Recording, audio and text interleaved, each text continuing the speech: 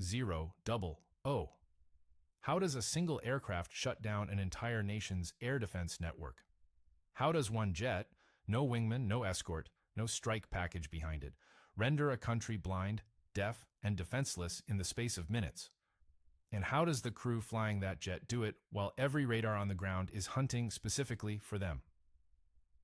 The answers start here. April 1986. Somewhere over the Black Mediterranean, an aircraft is descending. It has no bombs. It carries no missiles worth mentioning. What it carries is electricity, shaped, directed, and weaponized into something no surface-to-air missile battery has ever encountered at this scale. The aircraft is an EF-111A Raven. Tactical call sign, Spark Vark. It is, by every reasonable measure, the ugliest airframe the United States Air Force has ever produced. A converted F-111 bomber with a football-shaped jamming pod bolted under its belly and a fin-tip pod bristling with receivers, it looks like an engineering afterthought. It flies like one too, heavy, thirsty, and about as agile as a freight elevator. But tonight, the Raven is not here to fly pretty. It is here to kill electrons. The two-man crew, pilot and electronic warfare officer, are strapped into a side-by-side cockpit that feels more like a submarine than a fighter jet.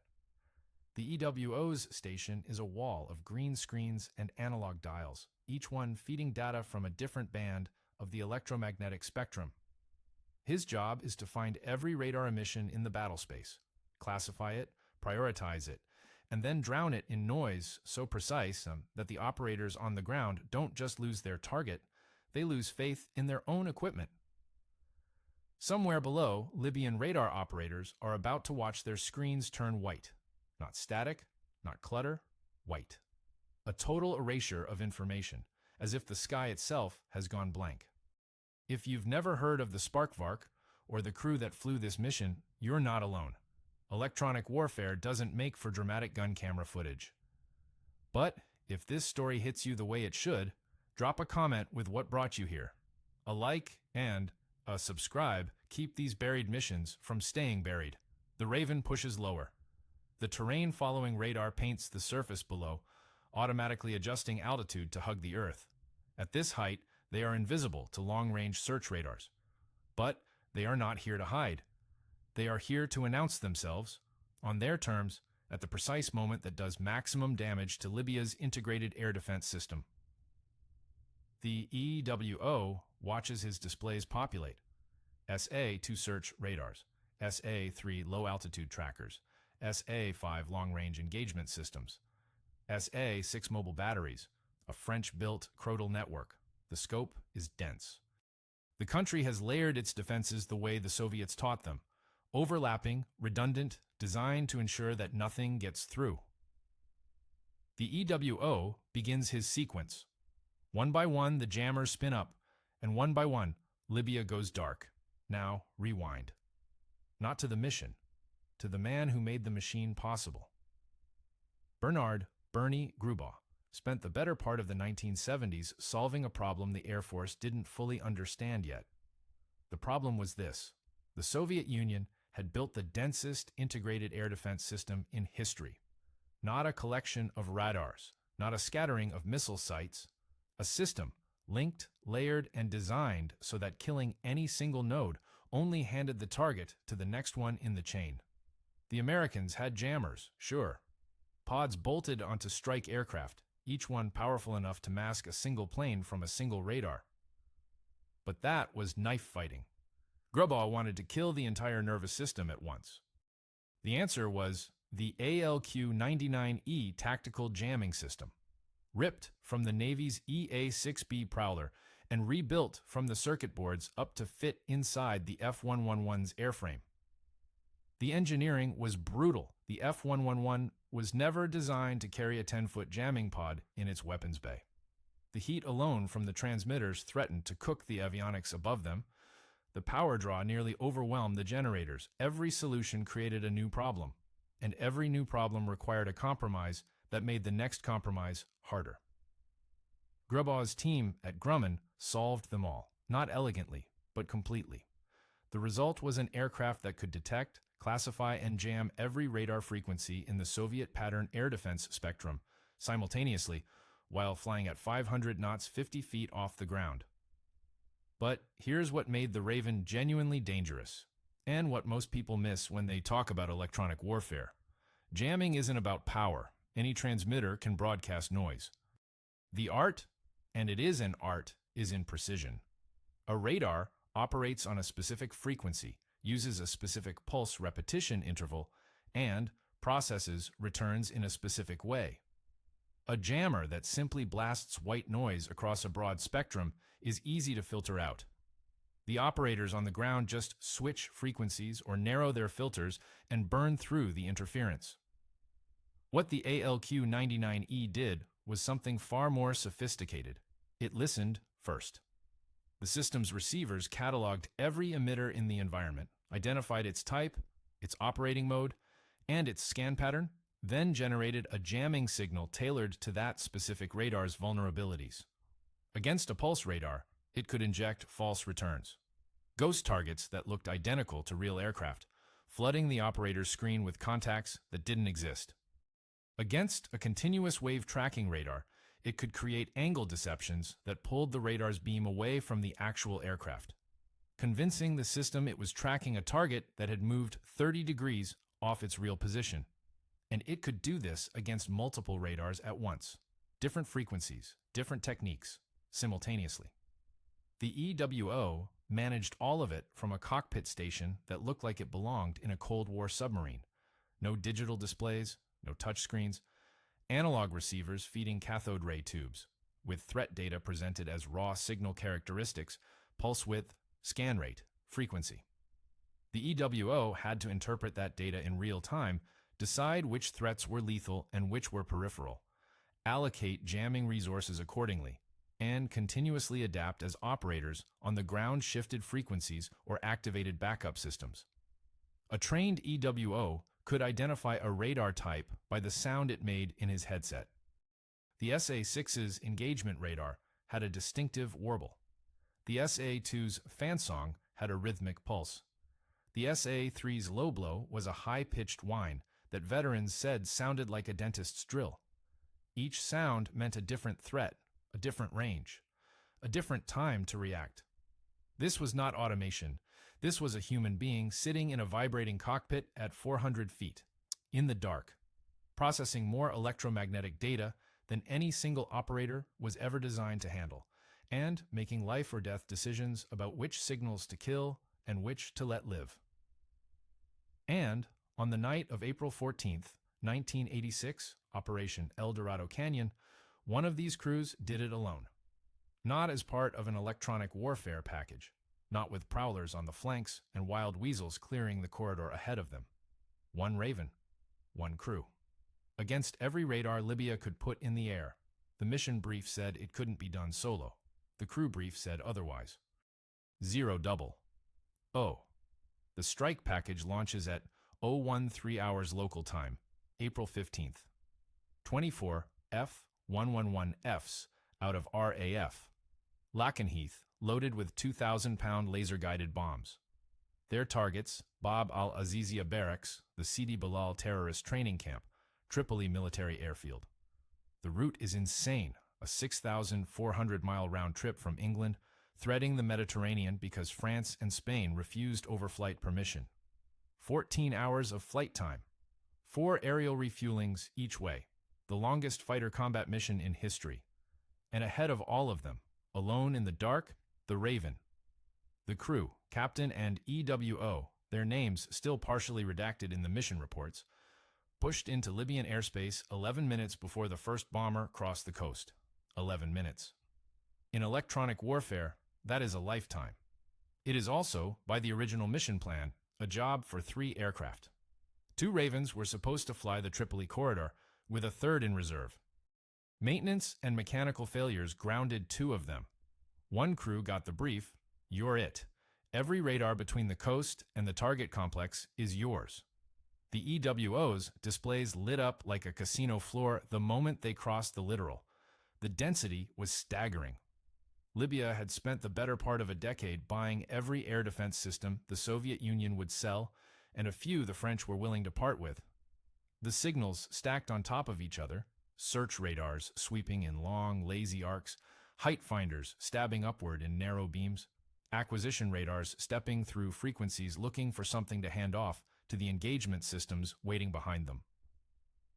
The EWO later described it as trying to conduct an orchestra where every musician is playing a different song and each one wants to kill you.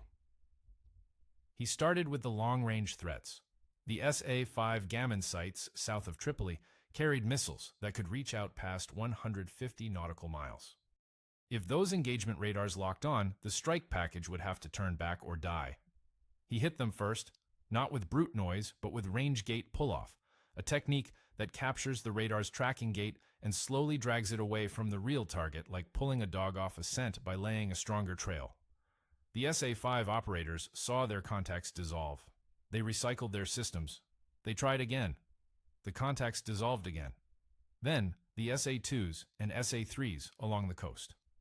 Different frequencies, different jamming techniques, each one requiring the EWO to split his attention across receivers that were feeding him information faster than any human should be able to process. He managed the jamming pods like a sound engineer riding a mixing board, adjusting power, shifting techniques, reallocating bandwidth as the threat picture evolved second by second. The Growler was the one that almost got them. French-built, optically guided in its backup mode, and nearly invisible to the Raven's receivers when it switched off its radar and went to infrared tracking. The EWO caught it only because the system's acquisition radar flickered on for 2 seconds, a single sweep, before the operators realized their emissions were being eaten alive and switched to passive mode. 2 seconds. He flagged it, the pilot broke hard, and the jamming pod slewed to cover the new bearing. The Growler never fired. For 11 minutes, one aircraft held the entire Tripoli air defense network in a state of paralysis. Not degraded, not reduced, paralyzed. The strike package crossed the coast, dropped their ordnance, and egressed without a single aircraft lost to radar-guided missiles over Tripoli. One F-111 was lost, but over Benghazi, outside the Raven's coverage area, where no electronic warfare support was available. The distinction matters. Where the Raven flew, nothing touched the strike force. Where it didn't, an aircrew died. After the bombers turned north, the Raven stayed. The EWO kept the jammers hot through the egress, covering the retreating strike aircraft until the last F-111 was feet wet over the Mediterranean. Only then did the pilot pull the Raven out, turning north for the long flight back to England. The debrief was short. The crew had done something that the mission planners had assessed as impossible for a single airframe. They had jammed an entire nation's integrated air defense network, alone in real time, with analog equipment and human judgment. And they had done it so completely that the strike force barely knew the defenses were there. No kill markings, no gun camera tape, no medal ceremony on the tarmac. The Raven landed, the crew filed their reports, and the mission was classified. The white screens over Tripoli went back to normal. The men who made them go white went back to the squadron bar. The sound reached Belgrade before the news did, a flat, heavy crack rolling across the farmland south of the city, followed by a second explosion softer than the first. Colonel Zoltán Dani heard neither. He was underground, watching a radar screen that should have been empty. Dani commanded the 3rd Battery of the 250th Air Defense Missile Brigade, Serbian Army. His weapon was the SA-3 Neva, a system so old the Americans had stopped worrying about it. The SA-3 entered Soviet service in 1961. By 1999, NATO planners classified it as a nuisance, not a threat. The electronic countermeasures built into any modern strike package could handle it without breaking a sweat. The Raven's successor aircraft, the EA-6B Prowler, could blind an SA-3 battery from 40 miles away while the crew ate sandwiches. But Dani had done something the Americans didn't expect. He modified his radar. The specifics remain disputed. Serbian sources claim he adjusted the operating frequency of his P-18 search radar to a band NATO's jammers weren't covering. American sources suggest he exploited a gap in the electronic warfare plan created by poor coordination between the jamming orbits. The after-action file from Aviano doesn't resolve the contradiction. Both explanations point to the same failure. The electromagnetic blanket that should have covered the strike corridor had a hole in it. Through that hole, Dani saw something. A return so faint it barely registered. A flicker at the edge of detection, moving at a speed and altitude consistent with a single aircraft on a predictable straight-line approach. He tracked it for less than 20 seconds before launching 2 missiles. The first SA-3 found its target at approximately 8:45 p.m. local time, March 27, 1999. The target was an F-117A Nighthawk, call sign Vega 3-1, the first stealth aircraft ever shot down in combat. The pilot, Lieutenant Colonel Dale Zelko, ejected into Serbian farmland and evaded capture for 8 hours before a combat search and rescue team pulled him out. The airframe, tail number 82806, scattered across a field near the village of Budanovci. Within hours, Serbian television broadcast footage of the wreckage. Within days, Russian intelligence teams arrived to examine what remained of the radar-absorbent coatings. The lesson from Tripoli 13 years earlier had inverted. Over Libya, one electronic warfare aircraft made an entire air defense network irrelevant. Over Serbia, one air defense crew found the seam where electronic warfare coverage ended, and killed an airplane that cost $45 million with a missile that cost $200,000. 000. The electromagnetic spectrum doesn't keep score, but the after-action reports do. In the 13 years between Tripoli and Belgrade, the United States flew electronic warfare missions over Iraq, Bosnia, and the no-fly zones of Operations Northern and Southern Watch. Thousands of sorties exposed to every Soviet-pattern air defense system ever exported. The loss rate to radar-guided surface-to-air missiles when electronic warfare support was present. 0. Not low. 0. The only aircraft killed by ground fire in those campaigns were hit by optically aimed anti-aircraft artillery, infrared missiles, or, in the case of Vega 3-1, flew outside the jamming umbrella into a corridor nobody was covering. The pattern is so consistent, it stops looking like luck and starts looking like physics. When the electromagnetic environment belongs to you, their missiles are expensive fireworks. When it doesn't, your stealth coating is just paint. The EF-111A Raven flew its last combat mission on April 19, 1998, over Iraq. The Air Force deactivated the 429th Electronic Combat Squadron at Cannon Air Force Base the same year, and the airframes went to the Boneyard, Davis-Monthan Air Force Base, Tucson, Arizona, where retired military aircraft sit in rows on the desert hardpan, preserved by the dry air but slowly stripped for parts. 42 Ravens were built. None fly today. The ALQ-99E jamming system, the one Grubau's team bled over, the one that held Tripoli deaf and blind for 11 minutes, was pulled from the airframes before they were mothballed.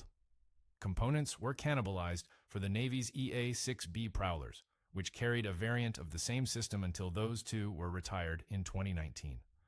The mission transferred to the EA-18G Growler, a Boeing conversion of the F/A-18F Super Hornet, carrying the ALQ-99 in updated form and, eventually, the next generation jammer, a system that does digitally and automatically what the Raven's EWO did by hand and by ear.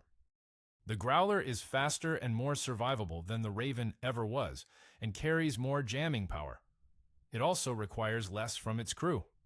The cognitive load that nearly broke the men who flew the EF-111 has been distributed across processors and algorithms that don't get tired, don't lose situational awareness, machines that will never have to identify a radar by the sound it makes in a headset. Whether that is progress or loss depends on what you think warfare rewards. The machine got better. The question is whether the human at the center of it was the weakness or the weapon. Over Serbia, Dani answered that question from the other side. His equipment was 40 years old. His radar had been modified with components that would embarrass a hobbyist. His operators tracked a target so faint it required human intuition to distinguish from noise. And they killed a stealth fighter because a human being, not a sensor, not an algorithm, decided that the faint return moving at 400 knots on a straight line heading was not clutter. It was a target. He was right. The wreckage of Vega 3-1 sits today in the Museum of Aviation in Belgrade, reassembled well enough that you can see the faceted panels that were supposed to make it invisible. Serbian schoolchildren take field trips to look at it. The placard doesn't mention electronic warfare. It doesn't need to. The airframe is the lesson. Stealth without jamming support is a theory. Stealth with jamming support is a fact. The Americans proved both propositions 13 years apart, with the same country's air defenses providing the test conditions. One Raven sits at Cannon Air Force Base, mounted on a pedestal near the front gate. Tail number 66049. The paint is faded. The jamming pods are empty fiberglass shells. The cockpit is sealed. Nothing about the static display suggests what the aircraft did or what it cost the men inside it to do it. The after-action report for Operation El Dorado Canyon, Tripoli Strike Corridor, Electronic Warfare Support Section, lists the mission. Result in language so dry it could have been written about a training exercise. 1 EF-111A. Full spectrum coverage. All assigned radars suppressed for duration of ingress, strike, and egress. No radar-guided engagements observed in sector. Strike package losses in covered corridor, 0. That is what victory looks like when it is invisible. The record is the only proof it happened. The record is enough.